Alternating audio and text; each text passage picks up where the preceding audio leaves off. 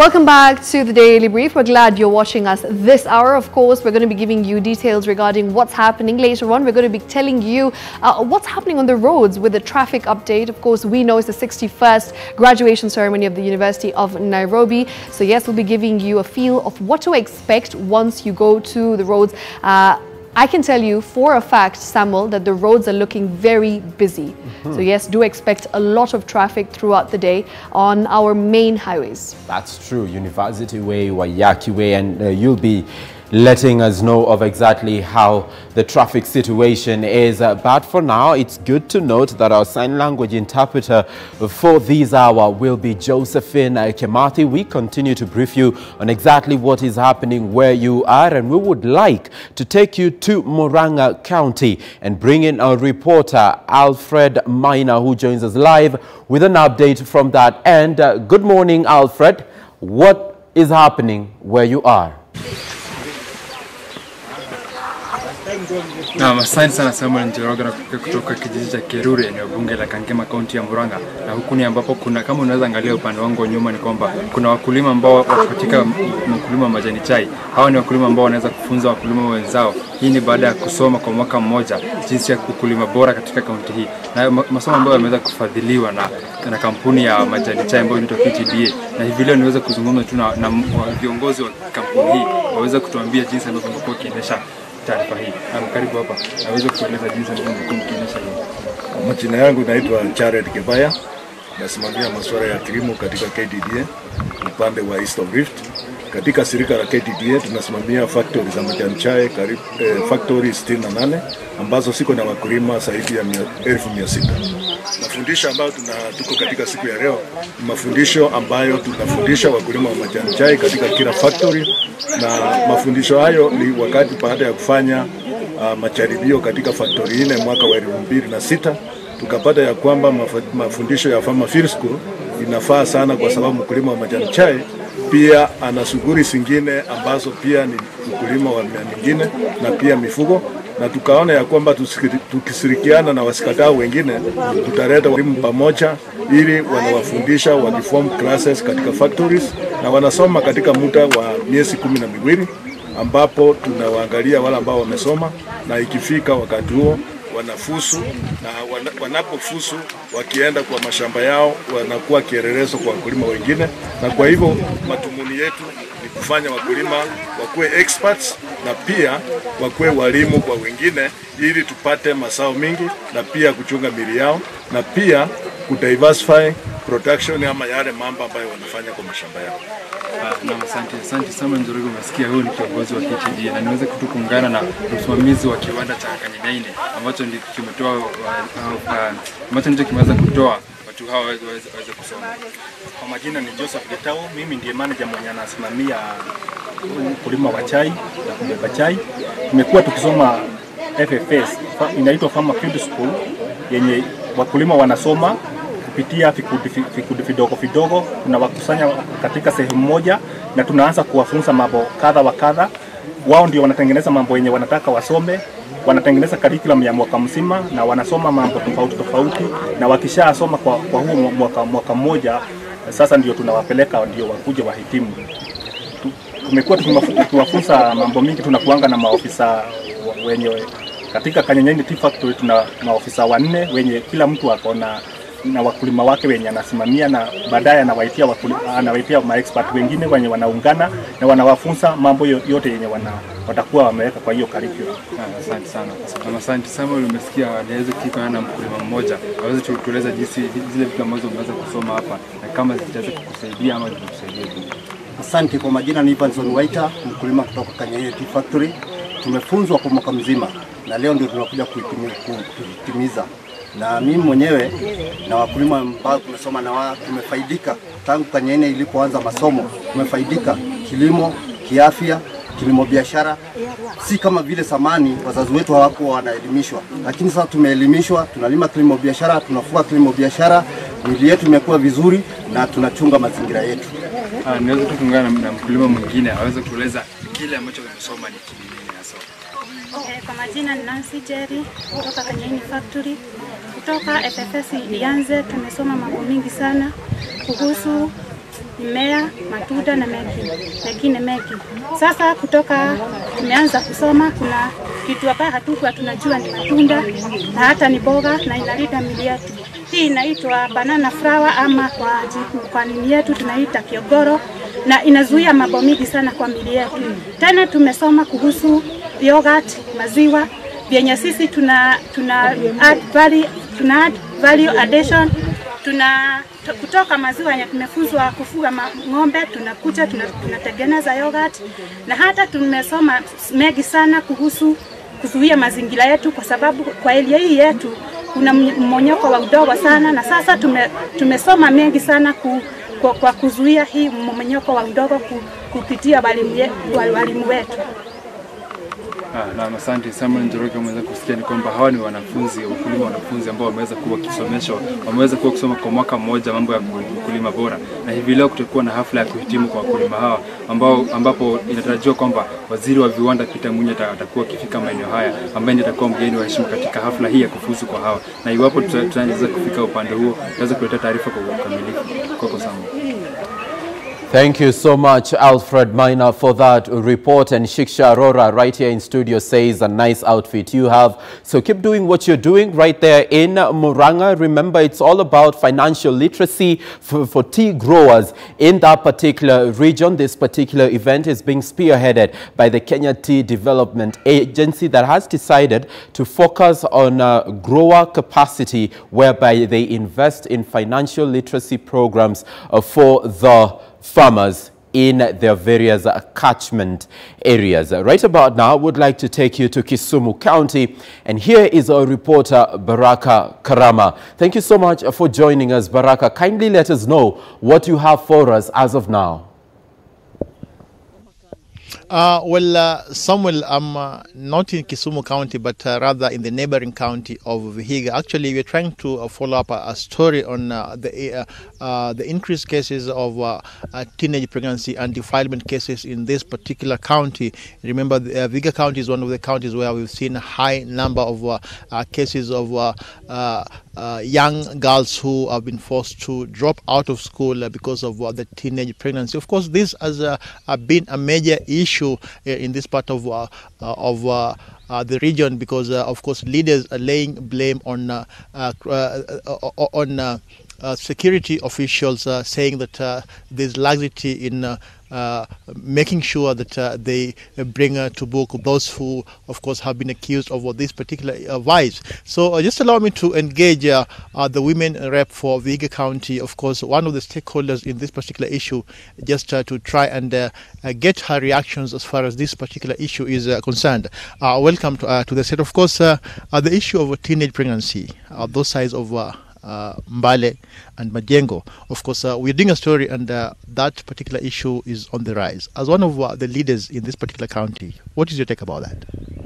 Yeah, thank you very much. As far as teenage pregnancies are concerned in this county, we've had several cases which we have seen. Some are being handled, some are out of rape, some are out of incest.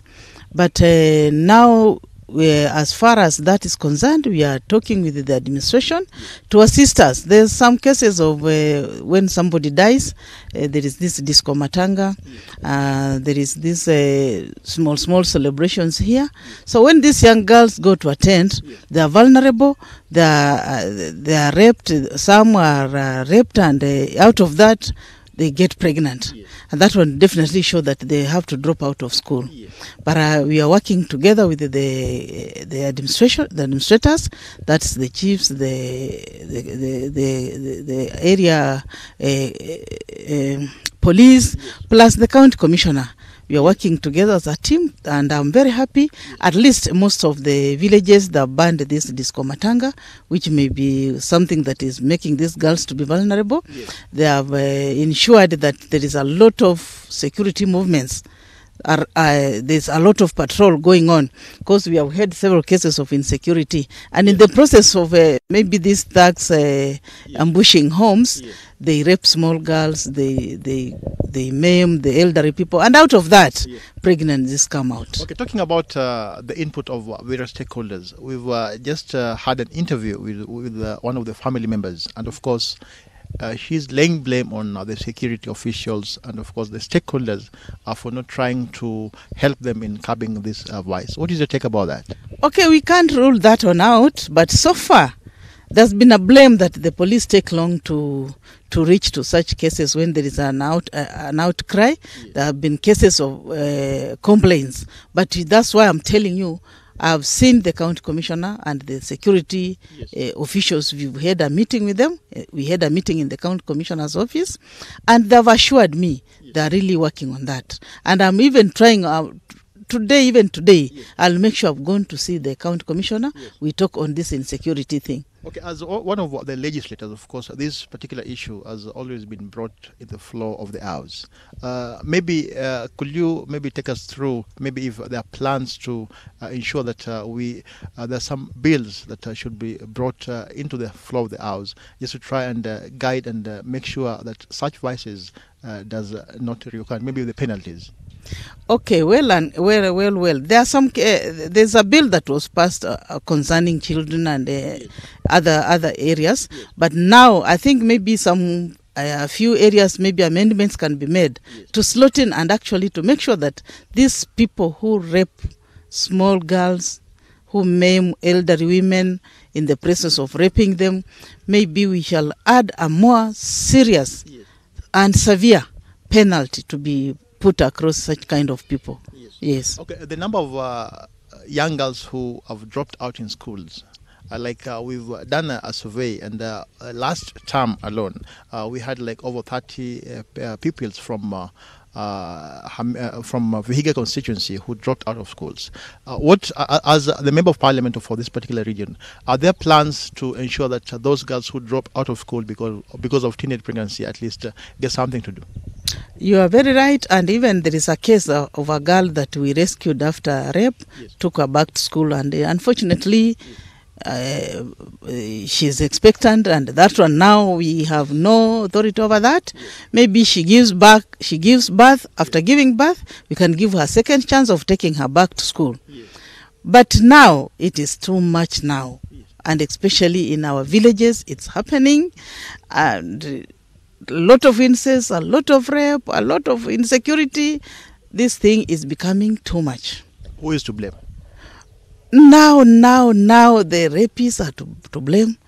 To some extent, our security, which I'm telling you, it is being strengthened. To some extent, the parents, some parents send children outside during the night to go to the shops. We are trying to encourage. That's why I'm walking around some of the villages doing civic education, telling parents, don't send a small girl or a young school-going girl to the shops alone. She must be accompanied. Or instead of sending a small girl to those shops very late, they would rather go grown-up people to go by themselves and not sending young children to shops. Okay. Away from that, yesterday we saw the Senate throwing in the towel. And of course, the counties are supposed to receive money in 3 weeks' time. What is your take as one of the legislators as far as that particular issue of the revenue bill is concerned? Okay, that's very encouraging. In fact, I was the happiest person to see that, because there have been outcries all over all counties in the country. There have been. It was the first time to see a governor demonstrating on the streets like an activist, begging for money. And if you have to strengthen a devolution, surely we don't subject our governors to that. It is the duty of the government, the central government, to make sure that funds are released to counties quite in good time. And this one can make now the families, the parents, the workers, to make sure that they have paid their bills, they are able to stay comfortably. It is so embarrassing for a county worker to be closed for the door by the landlord that he or she has not paid rent. So what I would want to encourage, monies should go to the counties at the right time, and the only thing that maybe the county governors and those concerned take care of this money well, to do the necessary developments, and not to let a few individuals to embezzle those funds. Yes. Okay. That was the county women rep for Vihiga County. Of course, we've been following that particular story of the increase of rape cases and of course the teenage pregnancy in this particular county. And like she mentioned, of course, security officials are to blame. And we also did an earlier interview with the parents of the victims, who also laid blame on the security officials, saying that whenever such incidents happen, of course, they take long to ensure that the culprits are brought to book, and that has also led to an increase of those particular cases. Remember, we've been to Chavakali, Majengo, and other parts of Mbale just to try and piece up the details of this particular story, and we will be able to give you more information as far as that particular issue is concerned. And like also she gave us her reaction on this particular issue of the revenue bill. Remember, yesterday the Senate did throw in the towel and of course said that in 3 weeks time the counties, or the 47 counties, are supposed to receive the money. We've seen a push and pull, the battle for supremacy between the Senate and the National Assembly as far as this particular issue of the revenue bill is concerned. And like I mentioned, Kisumu County and Vihiga County, of course, were not exception in this particular issue. In Kisumu County, of course, like I did mention earlier, the county assembly had to delay passing their budget, and after they did pass the 10.2 billion budget, of course, we've seen a push and pull from the county executive and the county assembly. Of course, each party trying to flex their muscle. Remember, the county governor for Kisumu has already passed the back again to the members of the county assembly through a memorandum saying that they altered that particular budget, and because of that they need to change. And of course the members of the county assembly have also said that they have the right to do what they did, and of course we'll be waiting to see the outcome of this particular issue. So that's it from this particular area, Vihiga County. And of course, we're still going around to piece up the details of this particular story that we are following here in Vihiga. Back to you. Thank you so much, Baraka Karama, for that update live from Vihiga County. We've seen him engage the women representative of Vihiga County, that is Honorable Beatrice Adagala, on some of the issues that are currently affecting Vihiga County. Key among them, the worrying trend of increase in rape cases, especially with young girls and elderly women. And she says one of the things that need to be looked at keenly is the quality of penalties that are leveled against the perpetrators of such heinous crimes. And she says that it needs to be more severe. It needs to be, you know, a little bit severe to ensure that the message is sent out there that this is not a habit that can be tolerated by the residents of Vihiga County. We still continue covering various stories that are currently developing across the 47 regions. But remember, of key note right here in Nairobi is the ongoing 61st graduation ceremony at the University of Nairobi. Courtesy of that, traffic has been quite heavy along major roads that feed into the University of Nairobi. And right about now, let's bring in Shiksha Rora, who will be letting us know exactly how the traffic situation is around the major roads that feed into the University of Nairobi. Shiksha. All right, thank you, Sam. For starters, it is not looking good at all. All you can see on your screen on this part is a lot of red, orange, and a lot of maroon. Now, of course, red means there's heavy traffic, and maroon goes on to indicate that it is not moving absolutely, like at all. It is a parking lot. It is a complete standstill. Now, these are the roads that are looking chock-a-block. Of course, Globe Roundabout doesn't look good at all. As you can see, that is moving down all the way. That is looking very busy on that front. We've got roads that are surrounding Nairobi University, which you can see on your screen right here. And of course, the University of Nairobi roundabout is looking extremely busy as well. As you can see, moving down, there is maroon indicating that it is quite busy, chock-a-block almost. And of course, the entire Uhuru Highway isn't looking good at all. Now the roads surrounding it are looking okay, so Kijabe Street isn't looking too bad as of now. It is moving, it's green, which means that traffic is a-okay. We've also got other roads that are, you know, streaming from the University of Nairobi roundabout. Of course, we've got the road that goes into Globe roundabout. That is moving, it's on the go, but there is a stretch right here as you turn into Globe roundabout that is looking not good at all. Now, of course, as you can see, traffic is looking very, very busy. The entire CBD is looking red, maroon, orange. These are the colors that indicate that there is a lot of traffic. We can see Banda Street is looking very busy. Biashara Street is looking very busy as well. Loiter Street is looking busy again. We've got Kaunda Street that looks like a parking lot as well. So yes, the traffic situation is very, very busy. You can see the USIU stage right here. It is looking busy as well with indications of maroon. We've also got the Koja Street that looks very busy as well. So yeah, traffic right now is looking completely busy as we continue to follow what's happening with regard to the University of Nairobi graduation.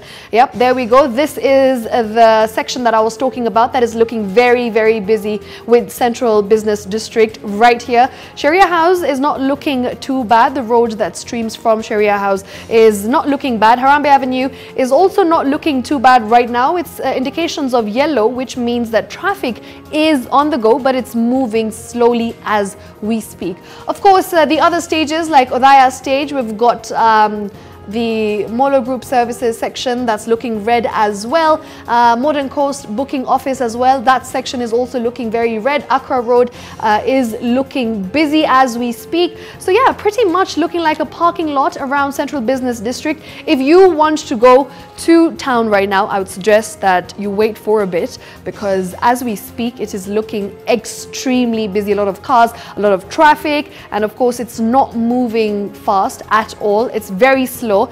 And that is the situation on our roads right about now. So as you can see, Globe roundabout is looking extremely busy.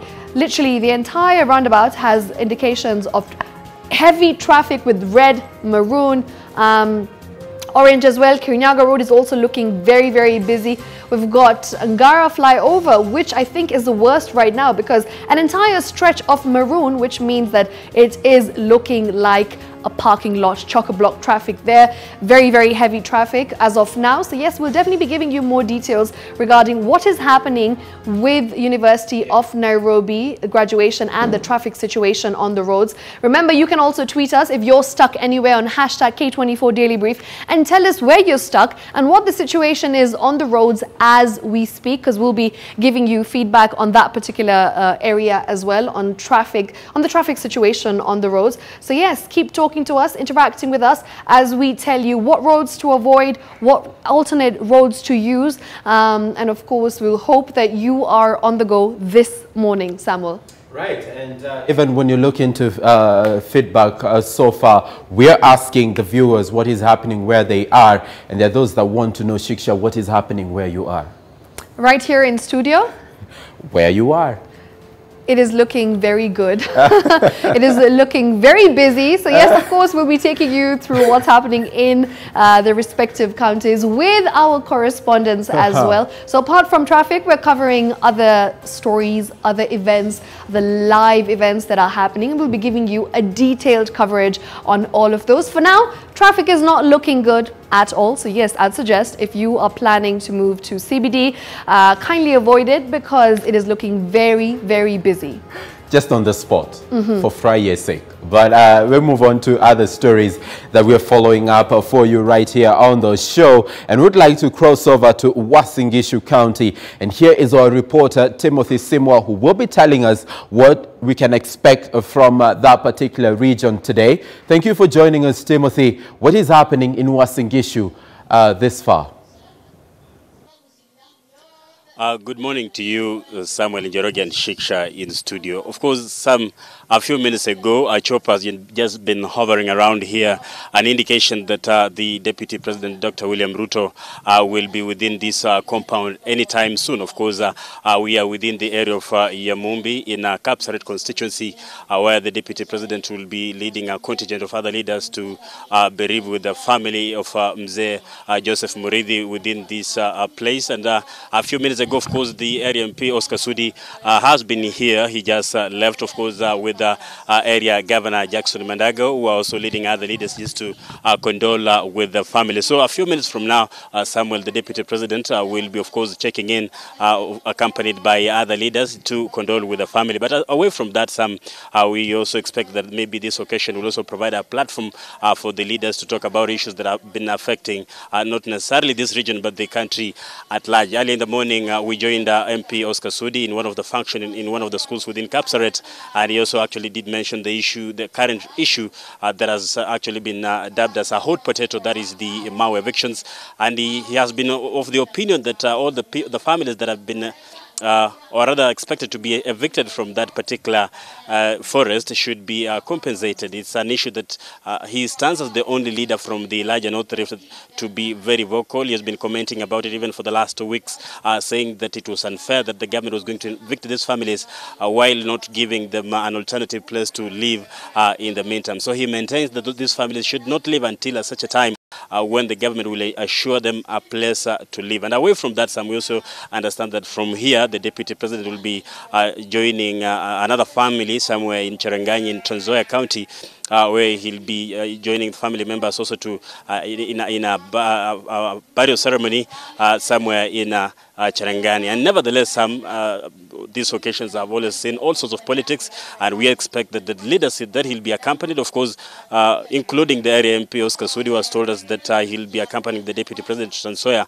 will be equally talking about the very many issues that the country is currently talking about. And of course, also just to mention, in as much as we've been talking about this for quite a number of time now, the issue of Punguza Mizigo, Uasin Gishu County went on record as the first county in the country to adopt this particular motion, and we'll be also seeing to see what will be the reaction of other leaders from other sections, or rather from other counties drawn from this region. But in the meantime, Sam will be just waiting to see what maybe the Deputy President will be saying as he joins this family here in Yamumbi, and of course what other leaders have in store for residents of Uasin Gishu County. As this happens, Shiksha and Sam will keep our viewers, of course, up to date with all the events that will be taking place. Back to you, Sam.